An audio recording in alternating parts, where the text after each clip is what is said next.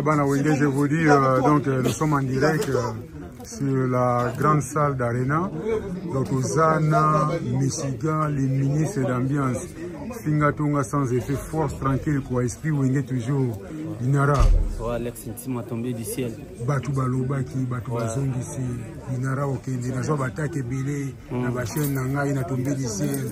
Nous la kaka boye pona ni dinara keleke batu zeleke pona ni bosala boye intima. Sokolo bi clarté, bokomona yo pokoti makambo yango. Basangisa na biso dinara tondimika tozawana pona la promotion des artistes quoi voilà. Message nous ezanini. Confiance au ba fanatique ba pesi. Pourquoi ba fanatique ba neko déclarer ka dinara kende poto. Pour nani di bozo voyager dinara zo keleke pour nani baso beto ba 12 message nous ezanini pona ba fanatique. O ba yoka ma o ba zoka miteni. Déjà en tout na osena bonga ba merci belé parce qu'on dit à tout Seigneur à tout honneur parce que ba nzambe parole les a et bato ba sali ba rendre bon service. Il faut donc seulement toujours bon service.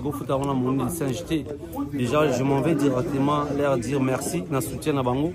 Et puis merci na boss na les rois de la forêt et puis pour la confiance quoi. Le doit na biso na rata pa na mato ça la boulot to betel lo arena Grand Paris et demain après demain tozon na biso qui ça sera ndenge zala. Donc nous sommes des esclaves du travail, on est censé les supporter ce petit comme on dit la rire encore n'importe quoi na moto. À Koloba Makambo selon yé toi peine atteint la démocratie donc chacun de nous a libre à Koloba selon penser na yé toko kanga ba penser à batouté mais sauf que balobi baloba mabe pour nous me ba kuto na ngote donc voilà on a esclave à travailler à bouler mutamosala donc tout ça le boulot comme il faut quoi voilà.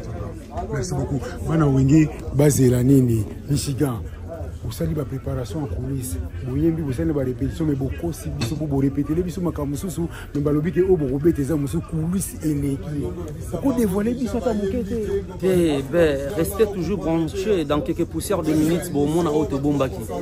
Le roi de la forêt mutaba circuit na ba suspense.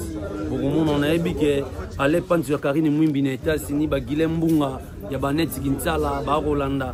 Donc de partout quoi, la biso partout, il y a Francis, les grands pétroliers, maître Serge Ziba, mon colonel Tony Coul de la République, Mariette Badega Schengen, donc il y a vous dans la salle. Donc voilà. Délégation tout y a abordé Bibi donc tu en as dans la salle donc voilà.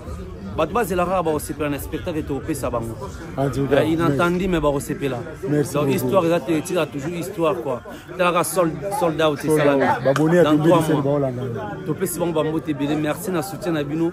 Le ministre d'ambiance ça nous aura boulot comme toujours quoi. Peter Mbedi aleni les tisade mboaleni. Topé c'est bon ba moté belé na pina lingi bino a trop bandi rona. Peter Mbedi bomoni dinara habito ke nako filmer dinara to ke nako zwa les tisade mbo habito ke nako filmer dinara to sala émission na dinara. Dinara ke yi Alex Timba la dinara na bino ye. Ngayo na rata pana makwa. Paris c'est Paris.